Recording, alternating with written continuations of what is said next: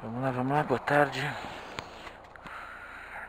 Meio da semana concluído.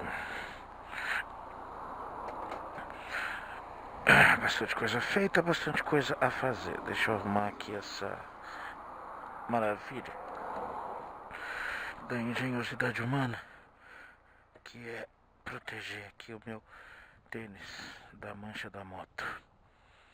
Nossa, tava lembrando esses dias da CB. A última CB 450 que eu tive, não a CBR, a DX preta. Ela soltava óleo e manchava minhas calças do lado esquerdo aqui, ó. Todas as minhas calças eram manchadas. Eu gostava de usar algumas.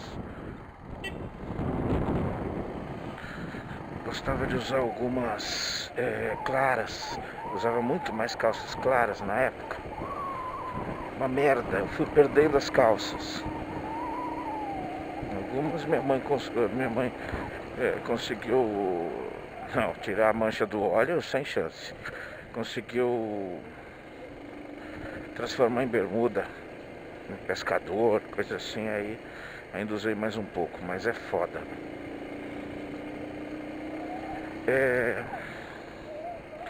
Arrumei uns assuntinhos aí pra falar, pra passar aqui o nosso tempo e pra matar a minha mania, o meu novo vício, que é o vício de falar sozinho. Às vezes não muito sozinho, porque uma ou duas boas almas entram pra dar uma olhadinha, pra ouvir alguns minutos de meleca. Arrumei aqui. Aquele idiota que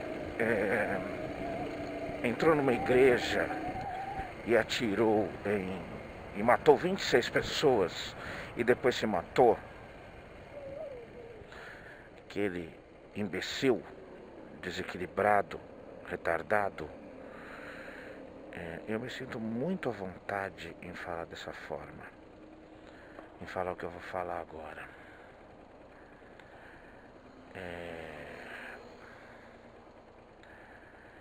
Porque num vídeo anterior aí, uns 2, 3 vídeos atrás, eu me lembro de ter falado isso. De ter falado que não é justo que um ateu, um agnóstico ou que um militante contra a igreja usasse o argumento de que ele era instrutor de estudos bíblicos e de que por que Deus não salvou aquelas pessoas e tudo mais. Eu fico muito à vontade de falar o que eu vou falar agora por causa disso, porque eu já fiz a defesa dos cristãos, dos gnósticos, dos crentes em relação a isso. Não é justo, não pode haver culpa a essas pessoas. Ele é um imbecil. E aí, o contrário também acontece. O pastor mau caráter, o líder religioso mau caráter, o que está fazendo agora? Espalhando fakes de que ele era ateu, de que ele era um militante contra as religiões, de que ele era um adorador do demônio e várias outras coisas. Então, aí eu também tenho que entrar com os 2 pés no peito, igualzinho eu fiz no vídeo, onde eu estou criticando os ateus ou os críticos das religiões em relação a esse comportamento desonesto. Então, vamos deixar claro, já tem todas as explicações referentes ao assunto já se concretizaram. Não tem nada a ver com religião, ou com falta, ou com presença de religião que aconteceu. Ele é um mentecapto, um idiota, um imbecil, qualquer que fosse o motivo dele. E não é culpa do que ele se qualifica, do grupo ao qual ele pudesse se qualificar. se igualar, sei lá. Não é culpa de ninguém. Fosse ele religioso ou fosse ele antirreligioso. Ele entrou naquela igreja para matar a esposa e a sogra. E a esposa, ou ex-esposa, não estava no dia, mas a sogra ele matou. Então isso o torna mais banal, mais ridículo, mais imbecil, e também torna mais banal, ridículo e imbecil o estúpido que usa os argumentos de uma suposta falta de religião. Nessa é o da Atena. Não ter Deus no coração não significa ser ateu. O contexto do que você está falando é outra coisa. É não ter um princípio de bondade, não ter um princípio de caridade, não ter um princípio de justiça. E é até capaz que Deus possa trazer tudo isso ao homem, mas não pela leitura que o homem faz dele. Ponto. Assunto 1.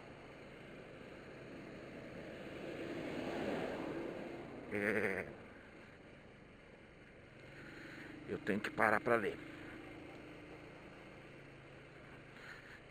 Outro assunto. Um documentário, uma matéria no UOL falando sobre um documentário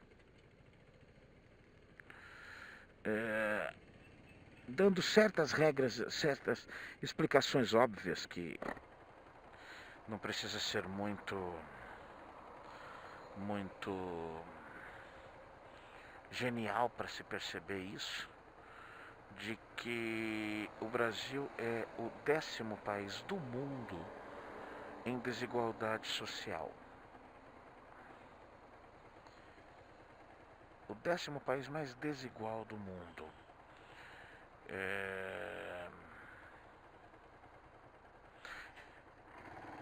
Vergonhoso, claro, mas poucas novidades. E fiquem tranquilos, porque ele caminha a largos passos a se tornar o 3º, o 4º, o 2º, campeão, não sei. Vai ser difícil ainda se equiparar aos países teocráticos oficialmente. Até porque os países teocráticos, eles não são cristãos, normalmente. Mas, cuidado, o céu é o limite, né? Como diz o profeta do São Paulo, Hernandes, né? Se mira no sol, se você errar, você acerta as estrelas. Uau, que filosofia bunda! Mas enfim, mira numa coisa, se você errar, você acertou qualquer outra coisa. Pronto. Porque tem um sol só, que também é uma estrela, viu, Hernandes? Mas deixa pra lá. Falar bonito não dá pra nem dizer que é filosofia de bar ou de bordel de um cara desses, né?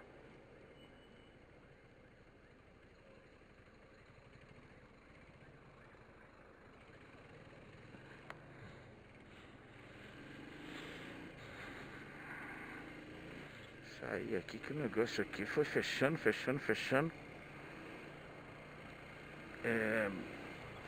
Enfim, 10º país mais desigual do mundo. E aí o documentário vai além justamente para poder dar uma explicada nisso. Qualidade de escola, de ensino, qualidade de... E não se esqueça que eu estou falando qualidade. Porque, claro que num primeiro momento você tem que dar a escola. Meio que não importa de que jeito, tem que ser escola e acabou. E num segundo momento você tem que ir aperfeiçoando, melhorando essa escola. Lembra do que eu falei no vídeo anterior sobre a Islândia? Sobre como ela reduziu drasticamente uma vergonhosa taxa que ela carregava de envolvimento dos jovens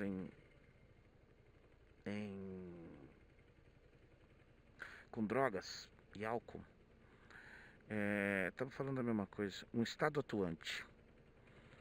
um poder público atuante e preocupado com isso. Não adianta você colocar as crianças na escola. Você tem que garantir o aproveitamento escolar dessas crianças. Você tem que diferenciar, você tem que pulverizar o conhecimento da forma a ser absorvida pela maioria, mas mirando o todo. Mira o todo. Que se você errar, você só vai acertar o todo, sempre.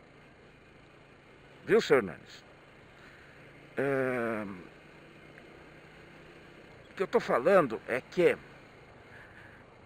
não adianta a gente ter o orgulhoso contexto, viu, seu Lula, de que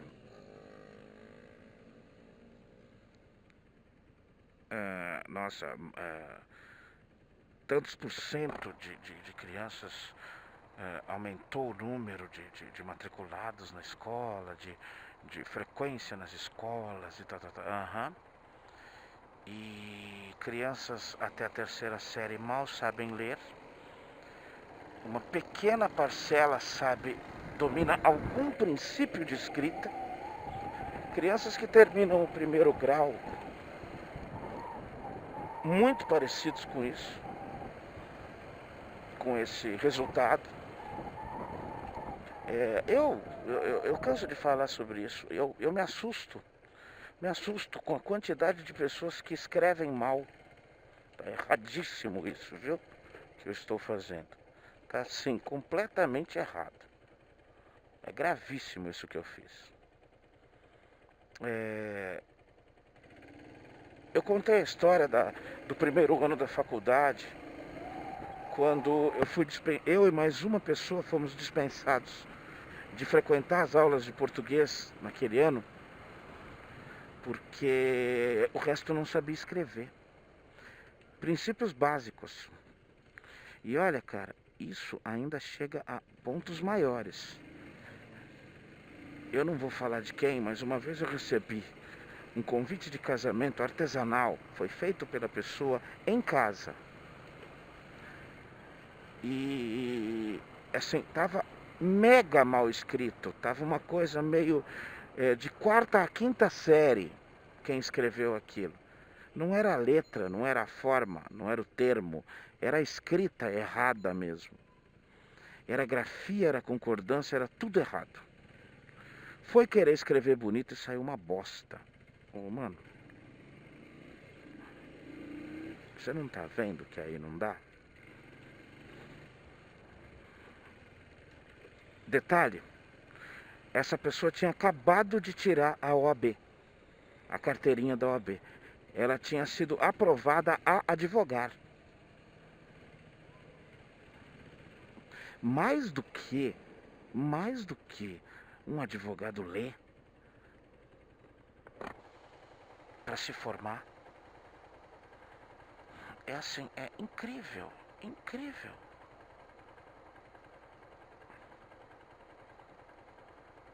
Você se espanta com isso. Isso, infelizmente, não é incomum. Nós não temos efetivamente Tá errado, né, bro? Nós não temos efetivamente o costume de ter um livro na mão, de estar lendo alguma coisa específica. E aí cria essa nova linguagem, que é a linguagem das redes sociais. Em boa parte até ajuda. Tem gente que já escreve direito. Tem gente que segue um que é catedrático nisso, naquilo, e que já escreve bem. Pode ajudar um pouco. Mas isso é básico. Me lembro do meu 1º grau, lendo todo bimestre ou todo mês um livro, obrigatório. Era matéria. Meu professor, foi a primeira vez na 7ª série, eu me lembro de ter tido um professor de português. Ele era português e ele tinha uma outra matéria que ele nos dava, que era literatura. Ele nos ensinava a literatura. Já era o começo do preparo à matéria de literatura nos vestibulares. Né? Então, A maior, o que esse documentário deixa claro, é que o maior motivo, o maior de todos os motivos detectado cientificamente em relação a explicar o fato de nós sermos o 10º país mais desigual do planeta,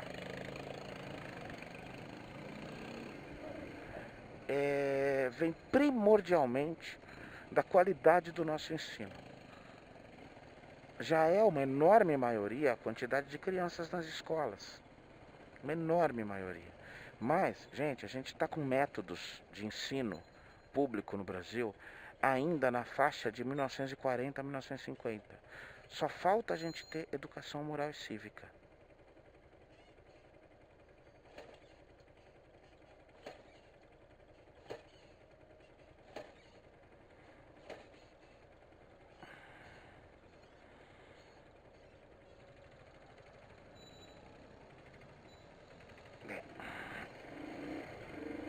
Ou morreu, ou acabou gasolina, ou entrou na reserva, ou afogou.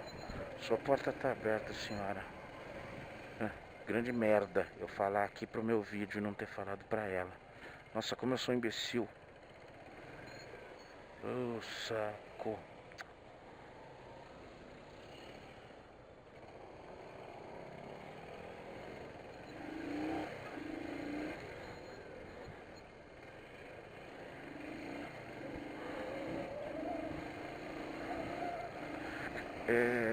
Tá. Explicação básica, clara e tranquila. A má qualidade do nosso ensino forma o país desigual. E quem é que domina? Quem sempre vai continuar dominando o status quo da situação. Quem tem condições de pagar por um ensino de maior qualidade. Quem tem condições de não precisar trabalhar cedo. Quem tem condições de não engravidar aos 15 anos de idade e poder continuar estudando. E vários outros conceitos básicos. Ou seja, é tão somente a manutenção do status quo, não permitir a inclusão de mais gente ao conforto, à dignidade, à evolução intelectual. Deixar a massa de manobra no lugar onde elas estão iludindo. A escola você tem aí, ó. Porque não adianta mais só a criança ir para comer a merenda. E agradeça que é merenda, né, seu Dória? Porque poderia ser ração, biomassa. Seu filho de uma puta. Não vou falar sobre isso. E aí, esse assunto acabei. Pronto. Vamos pro terceiro. Tem mais, hein? O Congresso resolveu dar uma trabalhada em assuntos que estavam parados há muito tempo, não se mexia, que é a questão da segurança pública, questão da direito penal, esse tipo de coisa. E chegou, tá lá na mesa do Temer para ele ver se ele continua ou não. Algumas coisinhas que estão revendo aí no nosso sistema judiciário. E existe uma regra na nossa Constituição, existia, que vai ser aprovada sem dúvida alguma, de que existe uma atenuante para o meliante, para o suspeito, né? Existe uma atenuante de que o tempo de prescrição de um processo ao suspeito que tenha entre 18 e 21 anos de idade à época de ter cometido o crime, seja a metade do tempo de prescrição do criminoso já adulto. Enfim.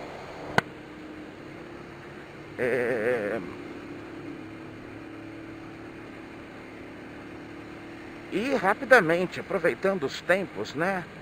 Vamos deixar assim, já que a gente não conseguiu, pelo menos, não conseguiu a redução para 16 anos de idade, que pelo menos a gente tente conseguir esse faz-me rir aqui e tal. O que acontece? Se um crime tal praticado por mim, que tenho mais de 21 anos de idade, um pouquinho mais só, tem um tempo de prescrição de 10 anos, vamos dizer, se em 10 anos eu não for julgado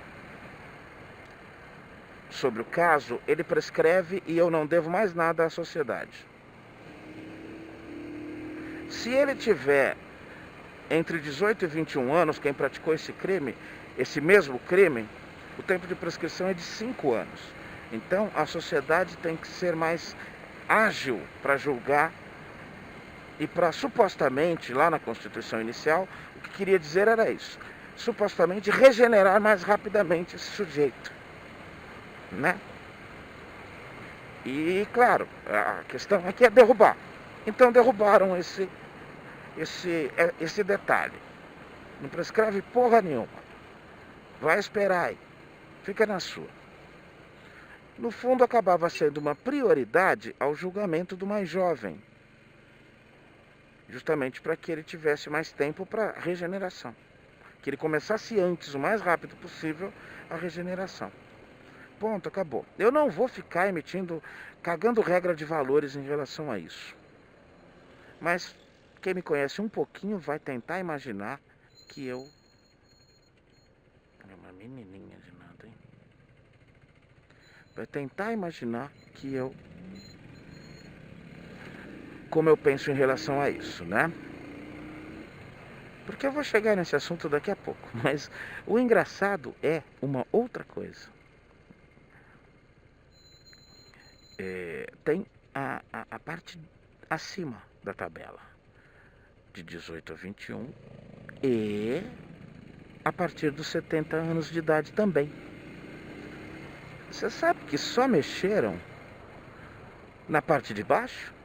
Só mexeram no 18 a 21, não mexeram nos 70 anos? Será que é medo de se prejudicar? Será que é legislar em causa própria? Seus velhos decrépitos que não me representam. E não é que vocês não me representam porque vocês são velhos. É porque vocês são decrépitos mesmo.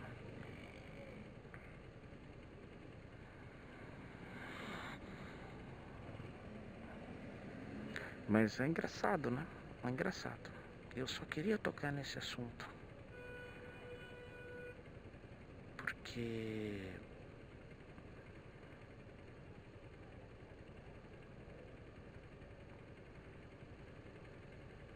realmente há que se pensar que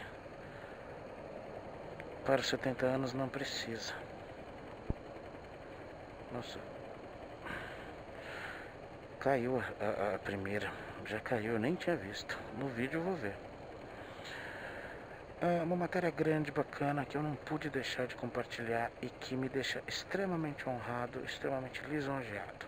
Não por nada, mas eu sinto que ainda em alguns lugares, em algumas brechas, eu sinto que eu não estou falando tanta merda assim. Hoje eu tive um período relativamente médio, né? Um médio período, que eu fiquei sem rede, sem sistema. Então, enquanto o UOL ainda me deixava abrir matérias, eu estava olhando lá. E de repente eu entro na matéria e encontro uma associação chamada APAC. Encontro o presidente dela, chamado Valdeci Ferreira. Já explico por que me lisonjeia, me massageia o ego encontrar esse tipo de matéria. Porque está aqui nos meus vídeos. Está aqui eu falando.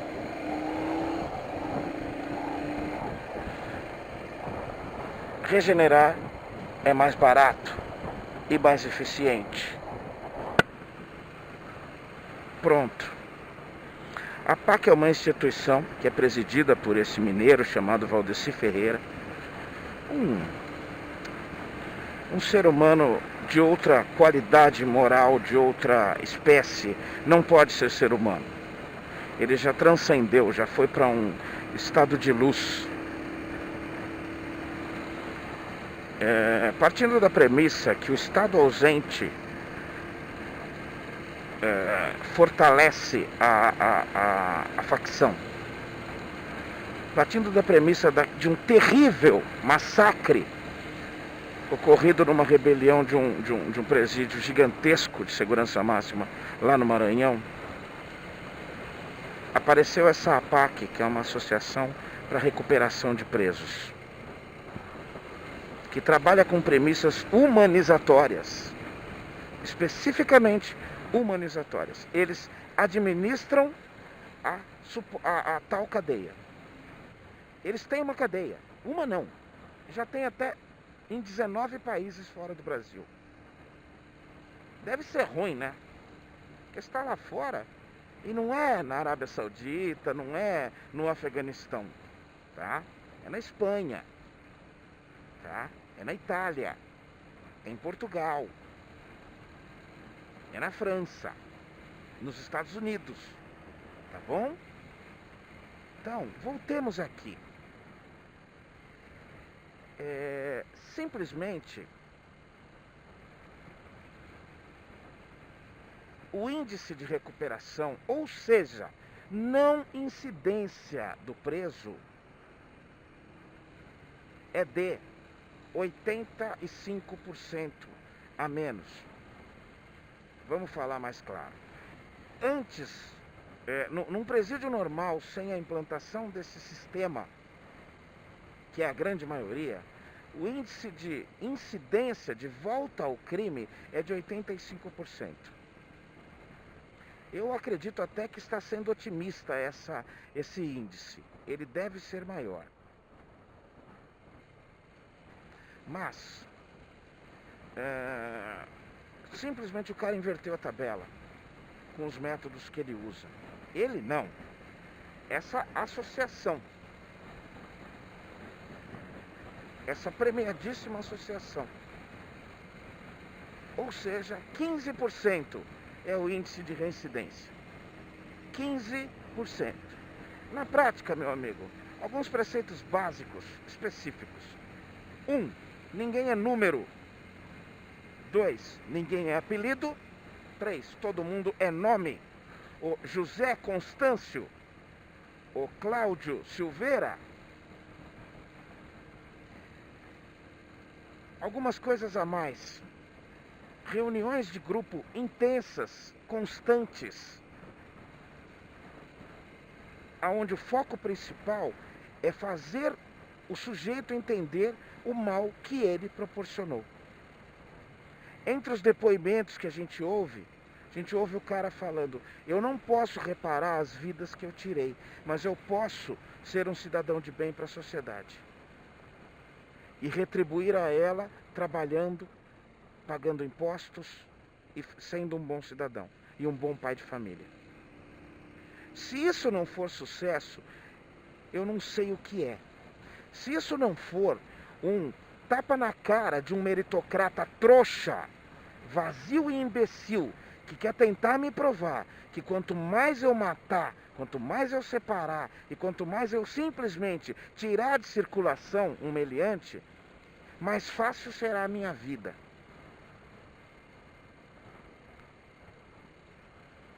O sistema atual existente, prisional brasileiro, ele multiplica as desqualificações morais e técnicas dos seres humanos que ali se encontram. Por que eu falo técnica? Porque uma das formas, o trabalho desses presos, o presídio não tem um guarda contratado. O carcereiro, o que fecha as celas, o que cuida da comida, são todos presos. Ele pode pegar a chave que ele tem no bolso e sair e ir embora, mas ele não quer. Sabe por quê? Porque ele passa por vários e vários estágios ali dentro. E tudo o que ele faz diminui sensivelmente a pena dele, só que ele não será liberado se ele não estiver, e ele vai saber disso, preparado para enfrentar a sociedade, para retribuir alguma coisa ao mal causado por ele à sociedade. Então, cara, não se trata de do cara, esse aqui vai trabalhar na cozinha. Não, ele vai trabalhar na cozinha durante um período. Depois ele vai ser pedreiro durante outro período. Depois ele vai ser encanador durante outro período. Depois ele vai cuidar do galinheiro durante outro período. Depois ele vai cuidar da horta num outro período. E ele vai ter várias opções de atividades que ele pode executar lá fora. E na prática, será que 85% de reaproveitamento, como é que eu diria, de recuperação, 85% de recuperação completa do cara não é o suficiente? Ver uma moça falando, uma senhora falando, ao visitar aqui, eu entendi que eu não posso desejar o mal ao assassino do meu irmão. Será que isso não é o suficiente? Será que em todas as unidades da APAC que existem, o funcionamento e os resultados sejam praticamente idênticos em todos eles? Será que a gente enlouqueceu? Eu quero o criminoso preso, mas eu quero principalmente que se use qualquer método para que ele chore de arrependimento pelo que ele fez. E depois de chorar, que ele levante a cabeça e fale assim: nunca mais eu faço isso. Eu vou fazer o bem para as pessoas agora, porque fizeram o bem para mim. E aí, cara, para você não ficar falando que eu sou um puta de um... Assim, em nenhum momento da matéria é tocado no assunto religião. Em nenhum momento. Eu não vi nenhuma parte, teve um videozinho de 5 minutos. Eu não vi nenhuma parte do vídeo falando sobre algum conceito de religião para esse tratamento. E, para que não se saia por aí com a bandeira do ateísmo, do agnosticismo como a solução para as coisas, o cara é extremamente religioso, ele é quase um padre. Ele não é um padre porque ele não se ordenou, ele se formou um advogado. Mas ele é um cara santo, ele é um católico praticante, ele fala aberta e claramente que ele foi chamado por Deus a coordenar esse trabalho, a fazer esse trabalho. Ele não é o fundador dessa associação, ele é ele encontrou essa associação quando supostamente diz ter sido chamado por Deus. E ele não deixa nenhuma questão aberta de ilusionismo, tá? Vamos deixar isso claro, que quanto mais fantástico, menos eu acredito. Menos eu acredito. Mas no fundo é fantástico. No fundo é fantástico. Eu te explico. Ele conta que ele foi visitar um parente preso. Não, foi visitar um presídio através do... Ele tinha um grupo de religiosos que iam fazer orações, iam visitar, dar um pouco de atenção, e ficou traumatizado com o que ele viu, com o distrato, com o descaso, com o conceito subhumano, desumano que ele encontrou no presídio que ele foi visitar. E ele, como era religioso, ele rezou, e à noite ele abriu uma Bíblia e caiu num capítulo, num pedaço, aonde alguma coisa no sentido de eu estava preso e você veio me visitar. Depois disso, ele abriu uma outra vez, em algum momento depois, diz ele, e novamente mais um capítulo diferente falando sobre a prisão. Porque na prisão, você não precisa de uma prisão para ser liberto. Você pode estar na prisão e ser liberto, enfim. E 3, 4 vezes esse fenômeno, segundo ele, aconteceu. E ele procurou o padre, e quando o padre abriu a Bíblia com ele, apareceu mais um pedaço da Bíblia, onde dizia na questão de que ele deveria cuidar dos presos. Essa seria a causa da vida dele. Tá? Então, meu amigo, quem sou eu, o imbecil agnóstico, que na maioria das vezes pareço estar só tirando sarro dos conceitos religiosos, para querer ser maior, para querer ser igual, para querer ser até muito menor, porque eu sou insignificante perto de um cara desses. Valdeci Ferreira, tá? Um brasileiro de verdade, digno, e um verdadeiro, se existe a santidade, se existe a divindade, um verdadeiro santo no máximo que essa expressão possa querer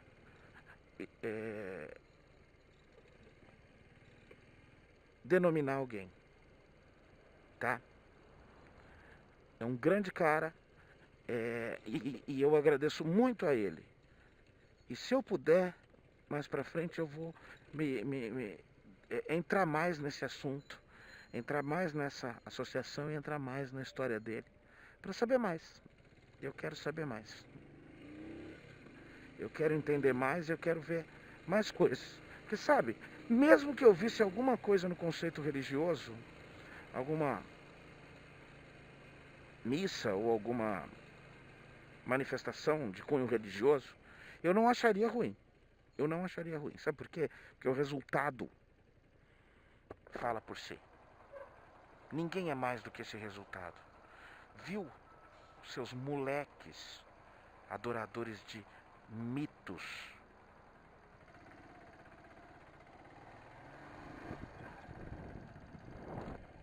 Devolve esse cara para a sociedade mais bem formado, mais consciente, e ele retribui à sociedade.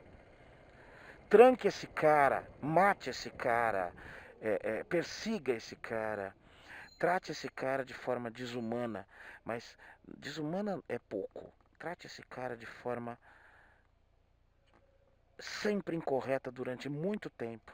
O resultado, você tem ele multiplicadas vezes mais violento e mais prejudicial à própria sociedade que ele já tinha prejudicado antes.